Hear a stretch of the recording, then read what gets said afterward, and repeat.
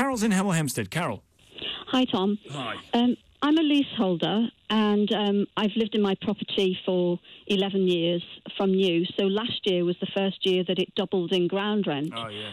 The ground rent started off at £225. So last year, and again for next year, it was this year £550, and I've just had the invoice for next year, £550 again.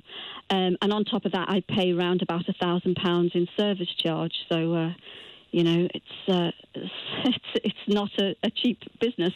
But can I ask, Carol? Yeah. And again, this betrays my massive ignorance and naivety. But why did you go leasehold? Why did you choose a leasehold property?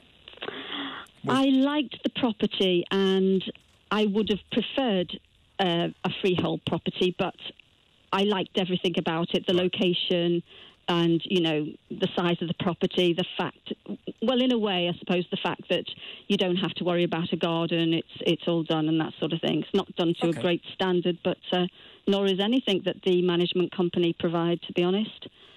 As another caller earlier on said, that lady, yes, I echo everything she said. It's we get very poor service for the amount that we pay. I mean, 14 properties in this development, round about £1,000 a year, and, we don't see a lot for it, to be honest.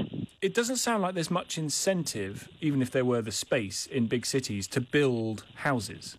Sounds like the incentive for the developer is to build flats, because then you can make them leasehold. Much harder to make a house-free leasehold. Well, that's one of the most annoying things. In these 14 properties, there are 3 houses and 11 flats, and I'm in one of the houses, and I still have to pay exactly the same, yeah. But the thing I wanted to mention, Tom, is that this year the management company have given us leaseholders the option of paying to stop the ground rent doubling every 10 years, because, of course, in 10 years' time, it'll be over £1,000, which seemed like a good idea. But we need a solicitor. Every leaseholder needs a solicitor, and one of the leaseholders here in the properties has been quoted round about £1,000 per property to buy the ability for the ground rent not to double. Now, hearing this news today that you announced, I'm wondering whether to hold fire now, because I haven't done anything about it yet, but I'm wondering whether all the management companies or freeholders will do the same, will follow suit. Honestly, Carol, when you describe that as, paying for the privilege of not seeing the rate double after 10 years, it's almost like, in what way would you like to throw your money away? Would you like to put it in the shredder, or would you like to chuck it down the drain? Up to you, your choice. Exactly. It's just unbelievable. Listen, thank you so much for the call. Nigel's in Sandwich in Kent. Nigel. Hi, well, my brother's son bought a flat believe it or not, this was a share of freehold, so wasn't a leasehold. Hang on, that's different. You see, anyway, with flats, because you can't have flying freeholds in England, if you live in a block of flats, you can't have a freehold sort of on the 4th floor. You have to have sort of the ground, the roof. You can only have sort of one freehold on any bit of land. So most people, you still only have a share of the freehold if it's a cooperative. But in any case, the managing agents, when he moved in, a window fell out, and the chairman wrote a letter to say, a window's fallen out, we better change all the windows, 117 flats, that's going to cost £2 million. Well, I looked at this, because of legal background, and I said, it seems absolutely crazy.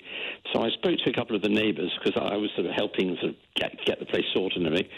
And they said, don't question the chairman and the committee. Otherwise they'll make your life a misery. They're awful. We live in fear.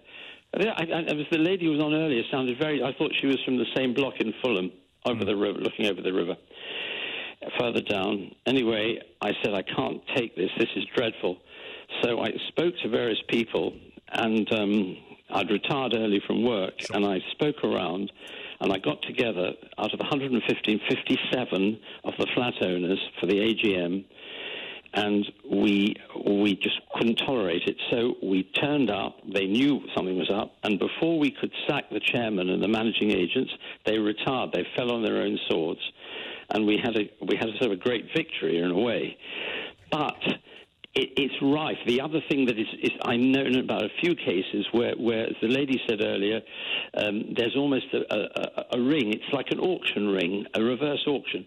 So they say, well, the price for doing up a block of flats, something maybe £100,000, but they say, well, we'll charge 150, 60, 70, and 80,000, and then we'll say 4 people, and they're the most complicated things to put in, and the one for 140,000, they'll get the contract. And there are fictitious builders, or their mates. Yeah, that's it. It's a ring. Yeah.